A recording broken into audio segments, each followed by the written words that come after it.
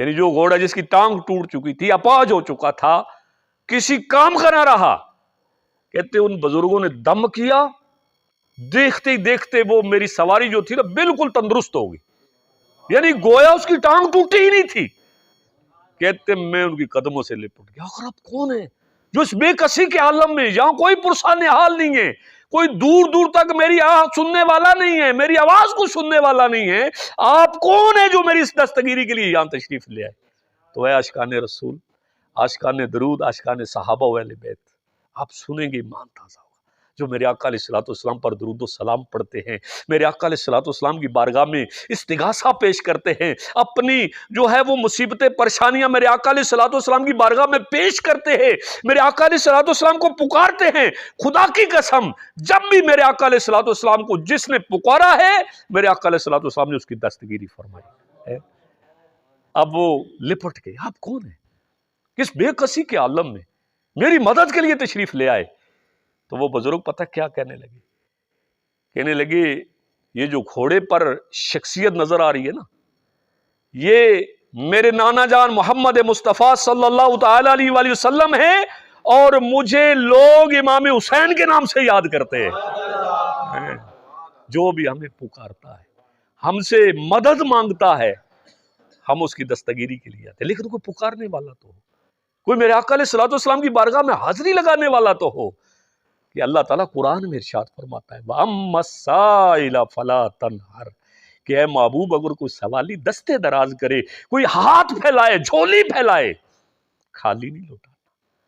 لیکن کوئی مانگنے کا چج ہو، ڈھنگ ہو، تو آج نیت کرنی ہے انشاءاللہ کہ ہم نے کثرت سے درود پاک پڑھنا۔ میرے آقا علیہ الصلوۃ والسلام فرماتے ہیں جب بندہ ایک دفعہ درود پاک پڑھتا ہے اللہ تعالیٰ 10 رحمتیں نازل فرماتا ہے، اور جب 10 بار پڑھتا ہے فرمایا 100 رحمتیں نازل فرمایا جو 100 بار پڑھے فرمایا اس کی دونوں آنکھوں کے درمیان یہ لکھ دیا جاتا ہے کہ یہ بندہ دوزخ کی آگ نفاق سے بری ہے۔ فرمایا قیامت کے دن ایسا شخص جو 100 مرتبہ درود پاک پڑھنے والا، فرمایا قیامت کے دن شہیدوں کے ساتھ اٹھے گا۔ تو آج کے یوں سمجھے کہ بیان میں ہم نے یہ نیت کرنی، زیادہ پڑھے تو 12 بار، لیکن کم از کم 313 بار تو اپنی یوں سمجھے کہ روٹین معمولات میں بنا لے۔ پھر دیکھیں اب 40 دن پڑھ کے دیکھیں جو بھی عمل ہوتا ہے 40 دن جس پر ہمیشگی ہو جائے نا، قبول وہی عمل ہوتا ہے کہ جس پر ہمیشگی ہو۔ یعنی ایک دن 1000 پڑھا، 5 دن نہیں پڑھا، تو پھر اس کا فائدہ کوئی نہیں۔ ہمیشگی ہو، یعنی کتنی فضیلتیں، یعنی جتنی فضیلتیں الحمدللہ میرے علیہ سنت نے درود پاک پہ بیان کی ہے نا، شاید کم ہو۔ یعنی ساری زندگی بیان کرتا رہے پھر بھی کم نہیں۔ کہ میں نے عرض کیا نا کہ یہ ایسی عبادت ہے کہ فرمایا ہماری عبادت بغیر پر کے پرندے کی طرح، لیکن جب اس کے اول آخر درود پاک بندہ پڑھتا ہے تو پھر اس کو پر لگتے ہیں۔ ایک بار درود پاک پڑھیے، صلو علی الحبیب صلی اللہ تعالی علی محمد صلی اللہ علیہ وسلم۔ میٹھے اور پیارے اسلامی بھائیو، جیسا کہ آپ کو معلوم الحمدللہ دعوت اسلامی پوری دنیا میں دین متین کی خدمت کر رہی ہے، اور ہمارے 26 نومبر کو یعنی ہمارے اسلام آباد ریجن میں نگران شورا تشریف لائے تھے حاجی محمد عمران اتاری، انہوں نے بیان فرمایا، اور اس میں سے الحمدللہ سینکڑوں اسلامی بھائیوں نے 1 ماہ کے لیے اور 12 ماہ کے لیے راہ خدا میں سفر کیا۔ یعنی یہ جو آپ کے سامنے بیٹھے ہیں نا، یہ سارے کوئی تاجر ہے، کوئی قاری ہے، کوئی ناظم ہے۔ دیکھیں یہ کام جو ہے نا نیکی کی دعوت دینے والا، آج اس معاشرے سے یوں سمجھ کہ یہ اٹھتا چلا جا رہا ہے۔ اللہ تعالیٰ نے جب اس اپنی قدرت کاملہ سے اس کائنات کو بنایا، اب بڑی توجہ کرنی جس طرف میں آپ کو لانا چاہ رہا ہوں، پھر اس کو طرح طرح سے سجایا، پھر انسانوں کو اس میں بسایا۔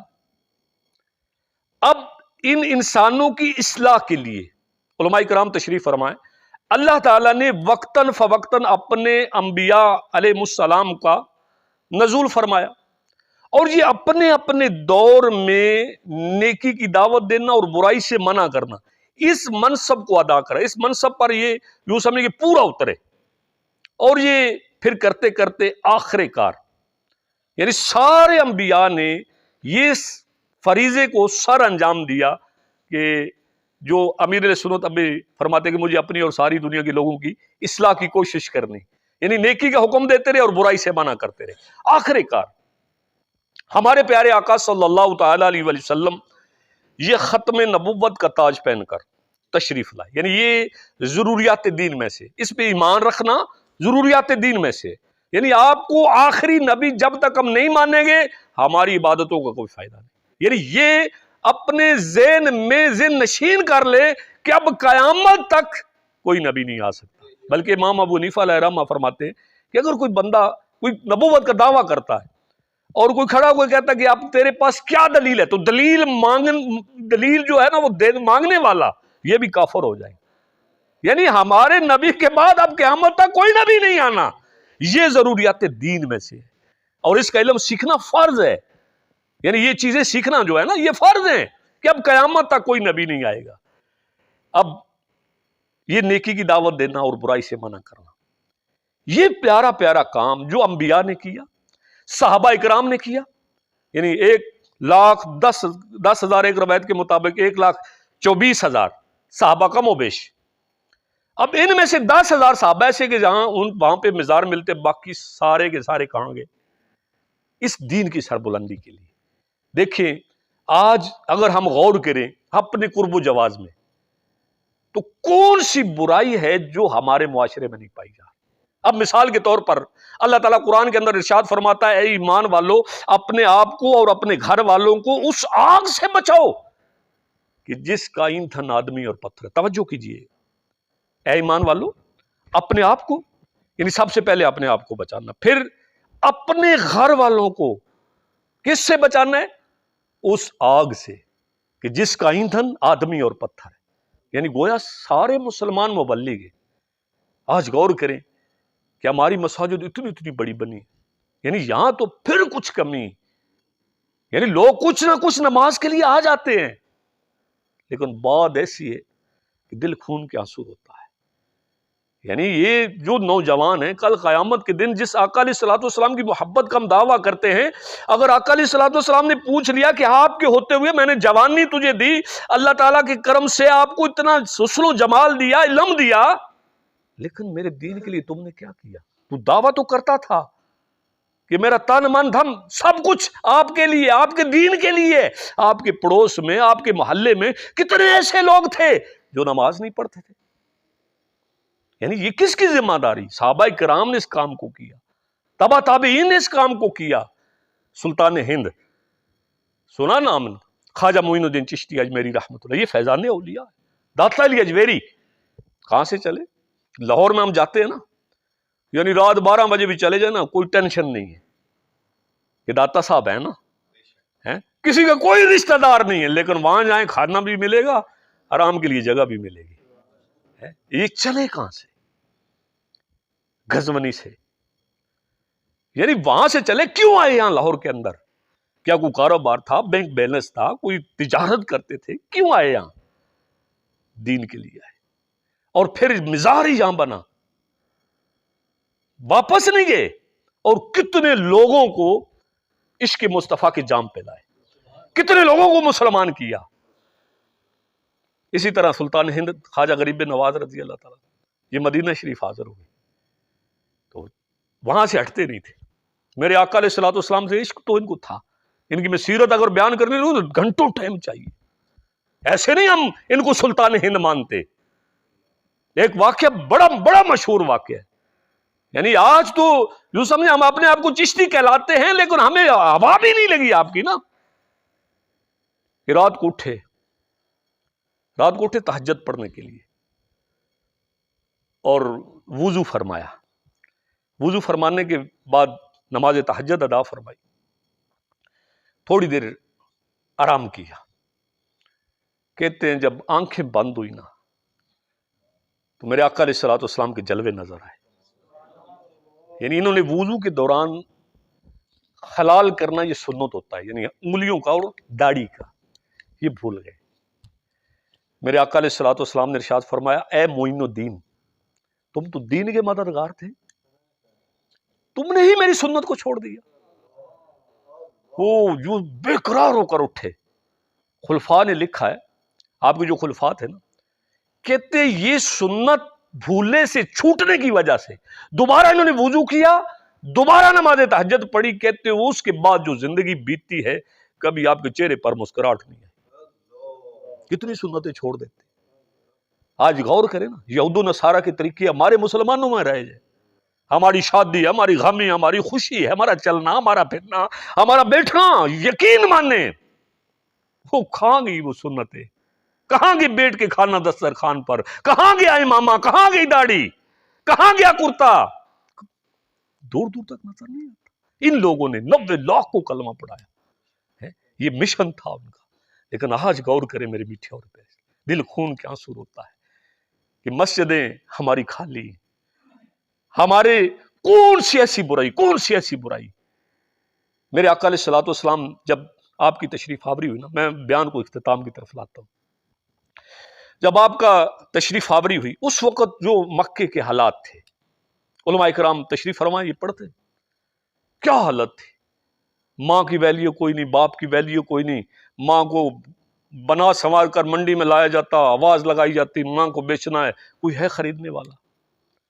باپ فوت ہوتا، بیٹا اپنی ماں کو اپنی زوجیت میں لے لیتا.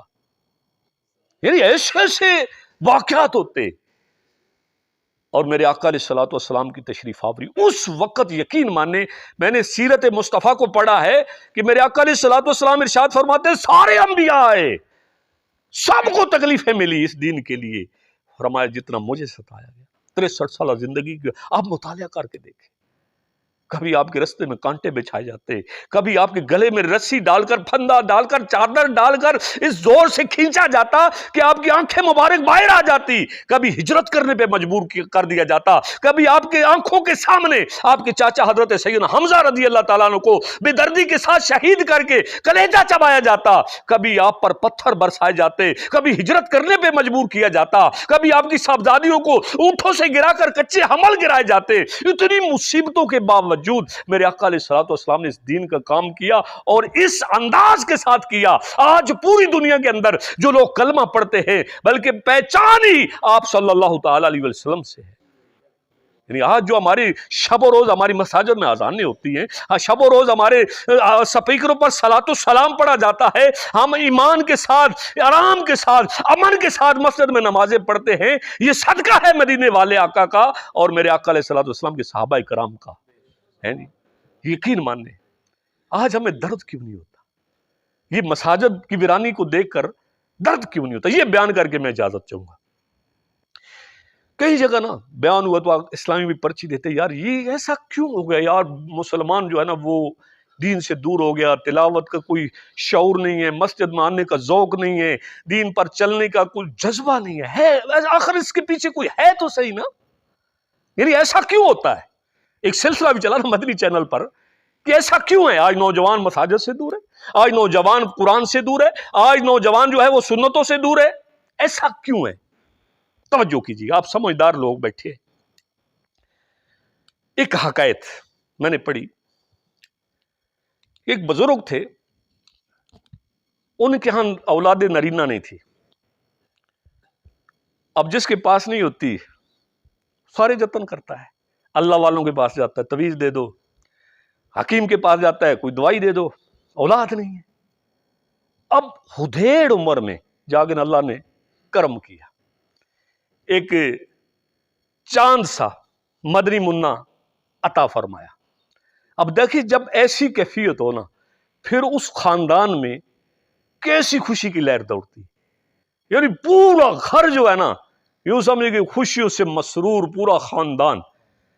اب بڑے انداز کے ساتھ، یعنی جو اس کا خرچ، اس کا لباس، اس کی خوراک، بڑا خیال رکھا گیا. کرتے کرتے میں مختصر کر رہا ہوں، عمر ہوگی 14 سال. اب بزرگوں کا یہ ذہن تھا کہ یہ ایسا ہونا، یہ نیک بنے، نمازی بنے، عاشق رسول بنے. لیکن الصحبۃ مؤثرہ، صحبت اثر رکھتی.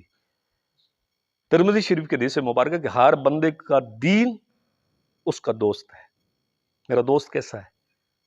غور کرنا، مجھے بھی غور کرنا چاہیے. میرا دوست کیسا ہے؟ فحاشی کی طرف لے کے جاتا ہے، بے حیائی کی طرف لے کے جاتا ہے، یا مسجد کی طرف لے کے جاتا ہے. جیسا دوست ہے نا دین ویسا. اب یہ بدقسمتی کے ساتھ بچہ جو تھا نا، صحبت اچھی نہیں رہی. آج کہتا ہے یار مجھے کچھ نہیں ہوتا، میں فلاں کا بیان سنتا تو مجھے کچھ نہیں ہوتا. تو جس نے اپنے نفس پہ اعتبار کی نا، غوث پاک رضی اللہ تعالیٰ فرماتے ہیں، فرمایا اس نے سب سے بڑے غردار پر اعتماد کیا.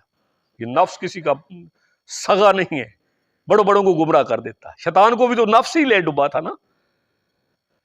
اب یہ اس نوجوان کا اٹھنا بیٹھنا ایسے لوگوں کے ساتھ ہو گیا کہ جو صحیح نہیں تھے. اب بزرگوں کو بڑا درد ہے. اللہ کرے یہ نمازی بن جائے، یہ راستے آ جائے. میں نے کل آنکھیں بند ہو جانی ہے، پتہ نہیں میرے جانے کے بعد یہ کرے گا کیا. اب اولاد ہوتی، ماں باپ، کوئی دنیا میں ایسا ماں باپ نہیں کہ جو اپنی اولاد سے حسد کرتا ہو. خیر، اب ان کی ذہن، اب دیکھیں اللہ والوں کے انداز بھی اپنے ہوتے ہیں. یعنی نیکی کی دعوت ہم اپنے انداز سے دیتے، وہ اپنے انداز سے دیتے. ان کے ذہن میں انہوں نے کہا کہ آج نا صبح صبح اٹھے تو بیٹے کو کہتے ہیں بیٹا آج نا مجھے طبیعت بڑی خراب ہے، مجھے 1 درہم عطا، 1 روپیہ دے دے، میں نے عطار کے پاس جانا، حکیم کے پاس دوائی لینے. اب بیٹا ساری زندگی جس باپ نے کھلایا ہو، خیر جیسا بھی ہو، اس نے کہا یار ابو نے آج پیسے مانگے ساری زندگی میں. چلو وہ گیا ان دوستوں کے پاس جو جن کے پاس بیٹھا. انہوں نے کہا یار ابو نے آج مجھے 1 درہم کا سوال کیا ہے. تو سب نے اپنی اپنی جیب میں ہاتھ ڈالا اور کہا یہ مجھ سے لے. انہوں نے کہا نہیں مجھے 1 کی آج. اب یہ درہم لے کے آیا. ابو نے کہا بیٹا ایسا کرو، یہ جو دریا بہ رہا ہے اس میں ڈال دو. ایک دن وہ چونکا، کہتا ہے ابو اگر آپ نے دریا میں ڈلوانا تھا تو پھر منگانے کی کیا حاجت تھی. خیر اس نے کہا ساری زندگی نافرمانی کرو، چلو جو باپ کہتے کر دیتے. خیر ڈال دیا. دوسرے دن پھر ابو نے یہی کہا کہ مجھے 1 درہم کی حاجت. دوسرے دن گیا، دوسرے دن بھی لے آیا. پھر ابو نے یہی کہا کہ دریا میں ڈال دو، ڈال دی. تیسرے دن پھر یہی کہا. اب جب تیسرے دن گیا نا یہ لینے اپنے دوستوں سے، اب دور سے انہوں نے دیکھا لگتا ہے کنگلا ہو گیا. پہلے تو ہم کھاتے تھے، اب لگتا ہے یہ ہم سے کھائے گا. اب سب نے ٹرکا دی. کوئی نے کہا یار میں تھا تو صحیح میرے پاس پیسے، لیکن میں نے بل دے دیا، فلاں کر دیا. خالی ہاتھ لوٹایا. اب یہ نا وہاں تھوڑا رکا اور کہنے لگا اپنے آپ سے کہ دیکھو یار آج میں اپنے باپ کو کیا منہ دکھاؤں گا کہ ساری زندگی تو وہ مجھے کھلاتا رہا، لیکن آج میں خالی ہاتھ جاؤں تو جاؤں کیسے؟ کیسی شرم آ رہی ہے مجھے. کہتے گزرا ایک بلڈنگ بن رہی تھی، کہتا مجھے لگا نہیں لیتے یہاں. انہوں نے کہا ٹھیک ہے 1 درہم ملے گا. 8 بجے سے لے گئے نا 4 بجے تک گارا اٹھا کے نا یہ دوسری بلڈنگ پر لے جانا، اینٹیں بھی لے جانا. کہتا ٹھیک ہے. اے عاشقان رسول، جس بندے نے ساری زندگی کام نہ کیا، اب سارا دن لگایا، گارا اٹھا کے، اینٹیں اٹھا کے، ہاتھوں پہ آبلے پڑ گئے، پیٹ کبڑی ہو گئی، بال بکھر گئے، پسینے سے شابرور، 1 درہم ملا. جب لے کے آیا نا ابو کے پاس، ابو نے کہا بیٹا دریا میں پھینک دو. اب چونکا کہتا کہ ابو کر کیا رہے ہیں آپ؟ اگر دریا میں پھینکنا آپ مجھ سے پوچھتے نہیں ہیں، میرے ہاتھ پہ آبلے پڑ گئے ہیں، میری پیٹ کبڑی ہو گئی ہے، پسینے سے شابرور ہوں، بال بکھر گئے، 1 درہم ملا، میں دریا میں کیسے پھینکوں؟ فرمایا پہلے بھی تو 3 دن لے کے گئے تھے. یہ حقائق نقل کرنے کے بعد نا علماء کرام فرماتے دیکھو جس چیز پہ لاگت لگتی ہے، اس دین کی قدر کیوں نہیں ہمیں؟ آج اس دین کے لیے ہم نے کچھ نہیں کیا. اگر اس دین کی قدر پوچھنی ہے، حضرت سیدنا ابو بکر صدیق رضی اللہ تعالیٰ سے پوچھے، جنہوں نے مارے کھائے ہیں، ان کو پتا تھا. پھر ان سے حضرت بلال حبشی سے پوچھے، حضرت امام علی مقام سے پوچھے. ارے وہ مدینہ جس کو جانور چھوڑنے کے لیے تیار نہیں ہے، ارے اس مدینے کو چھوڑا، اپنا تن من دھن سب کچھ قربان کیا. یہ درد ان کو تھا. آج دین ہمیں گھر بیٹھے بٹھائے مل گیا، نہ ہمیں اس کے لیے خون دینا پڑا، نہ اس کے لیے ہمیں وقت دینا پڑا، نہ اپنی اولاد دینی پڑی. آج یہی وجہ ہے کہ جب حی علی الفلاح کی آواز آتی ہے ہمیں بے قراری نہیں ہوتی، جب قرآن مسجد سے آواز آواز آتی ہے، ارے تلاوت کرنے کو دل نہیں کرتا، وجہ کیا ہے؟ نہ اس کے لیے ہم نے وقت دیا، نہ اس کے لیے ہم نے اولاد کو دیا، نہ اس کے لیے ہم نے خون دیا۔ اگر ہم نے اس کے لیے خون دیا ہوتا، اس کے لیے اولاد پیش کی ہوتی، ارے امام علی مقام سے پوچھے کہ وہ 72 ٹن وہ مدینہ جس کو جانور چھوڑنے کے لیے تیار نہیں ہے، ارے بلیاں وہاں ان کو پکڑا جائے وہ تھپیڑے مار دیتی ہیں کہ اس شہر سے ہم نے نہیں جانا، اور پھر مدینہ ہے بھی ایسا ہے۔ امام مالک جاتے ہیں نا، گھوڑے پہ سوار نہیں ہوتے، کہ یہ وہ جگہ ہے کہ جہاں میرے مصطفیٰ صلی اللہ تعالیٰ علیہ وسلم کے نلین پاک لگے ہیں، ارے یہ وہ جگہ ہے کہ جس جگہ پر میرے آقا علیہ الصلوۃ والسلام تشریف فرما ہے اس مٹی کے اندر، اس پر میں گھوڑے پر کیسے سوار ہوں؟ اس مدینے کو چھوڑا کیوں؟ دین پر برا وقت آ گیا۔ آج ہم غور کریں، کیا ہمارے معاشرے میں وہ برائیاں نہیں ہو رہی؟ یزید گانے سنتا تھا، کیا ہمارے معاشرے میں گانے نہیں؟ یزید شراب پیتا تھا، کیا ہمارے قرب و جواز میں شراب ختم ہو گئی؟ یعنی یہ سارے گناہ یزید والے آج ہمارے معاشرے میں پائے جا رہے ہیں۔ آج پھر اس دین کو ضرورت ہے، یقین مانے لوگ رافضی ہو رہے، لوگ بدعقیدہ ہو رہے ہیں، لوگ اپنے مذہب سے پھر رہے ہیں۔ اگر ہم نہ نکلے، اس دین کے لیے گھروں میں بیٹھے رہے، تو پھر دیکھیں کوئی لوگ صحابہ پہ بول رہا ہے، کوئی اولیاء اللہ پہ بول رہا ہے۔ جب اپنی کھیتی کو چھوڑ دیا جاتا ہے نا، دیکھیں نا ہماری زمینیں ہیں نا باہر، اور جو چھوڑ دیتے، جو بیجتے رہتے نا، یہ فرٹیلائز رہتی، زرخیز رہتی، اور جو چھوڑ دیتے پھر جھوم، اس میں لاڑی، اس میں کانٹے دار جھاڑیاں۔ تو مسلک اہل سنت والجماعت وہ مسلک ہے کہ کوئی انگلی نہیں اٹھا سکتا اللہ کی رحمت سے۔ یہ وہ مسلک ہے جو صحابہ کرام کا تھا، یہ وہ مسلک ہے جو ابو بکر کا تھا، یہ وہ مسلک ہے جو حضرت سیدنا عثمان کا تھا، یہ بلال حبشی کا تھا۔ تو نیت کریں انشاءاللہ نیکی کی دعوت کو عام کرنا ہے۔ اب جن سے بان پڑے 3 دن 12 دن 30 دن یہ عاشقان رسول کے ساتھ، اب دیکھیں یہ تو صرف بیان سنا نا، اس کا بڑا پیارا جدول ہے۔ فرض علوم، غسل کا طریقہ، وضو کا طریقہ، نماز کا طریقہ، نماز جنازہ، سنت اور آداب، کھانا کھانے کی دعائیں، یہ ساری چیزیں الحمدللہ قافلے میں سکھائی جاتی ہے۔ تو جتنے بھی عاشقان رسول آ رہے ہیں انشاءاللہ 3 دن یہ یہاں رہے گا، پھر انشاءاللہ سوال آگے، پھر غریب وال، یہ پورا مہینہ انشاءاللہ اس کا سرکل ہے۔ تو آپ بھی کوشش فرمائیں جتنا وقت دے سکتے ہیں، یہاں آ سکتے ہیں، مغرب میں آ سکتے ہیں، شام میں آ سکتے ہیں، فجر میں آ سکتے ہیں، کوشش فرمائیں ان قافلے والوں کے ساتھ بیٹھے، فرض علوم سیکھیں، انشاءاللہ دل میں درد بھی پیدا ہوگا۔ آپ نے سنا بیان کہ واقعی ان لوگوں کو درد تھا کہ جو اس دین کے لیے جنہوں نے دیکھا نا امام علی مقام پر وہ کیسا وقت ہوگا۔ یعنی اولاد سبھی کو پیاری ہوتی ہے، لیکن جیسی اولاد میرے امام علی مقام کی ہے، علی اصغر کو پیش کر دیا، علی اکبر کو پیش کر دیا، اپنے آپ کو پیش کر دیا۔ اور پھر یہاں پہ میں ایک بات آپ کو بتاتا چلا کہ امام علی مقام رضی اللہ تعالیٰ اس 10 محرم کو 200 سے زائد وار نیزوں کے، تلواروں کے، لیکن 10 محرم کو میں نے پڑھا ہے کہ امام علی مقام رضی اللہ عنہ نے فجر کی نماز با جماعت پڑھی تھی۔ کہ اگر امام علی مقام سے محبت ہے نا، پھر نماز نہیں چھوڑنی۔ بہت بہت بڑا انعام ہے یہ جو آپ عاشقان رسول، عاشقان نماز آئے ہیں نا، یقین ماننے یہ وہ کام آپ کر رہے ہیں کہ ساری دنیا کی مثال تو یہاں دینا بھی کو سمجھ نہیں آتا کہ جس بندے کو امیر سنت فرماتے، بعد لوگ کہتے ہیں نا وظیفہ دے دو، آپ فرماتے مرد کے لیے سب سے بڑا وظیفہ 5 وقتہ مسجد میں نماز ہے، اس سے بڑا کوئی وظیفہ نہیں۔ یقین مانے میرے مصطفیٰ صلی اللہ علیہ وسلم کی آنکھوں کی ٹھنڈک، ہنیری قبر کا چراغ، اس میں روزی سے برکت پیدا ہوتی، نماز پڑھنے سے بیماریوں سے بچاتی۔ اللہ تعالیٰ کی بارگاہ میں دعا کہ اللہ تعالیٰ میں عمل کی توفیق عطا فرمائے۔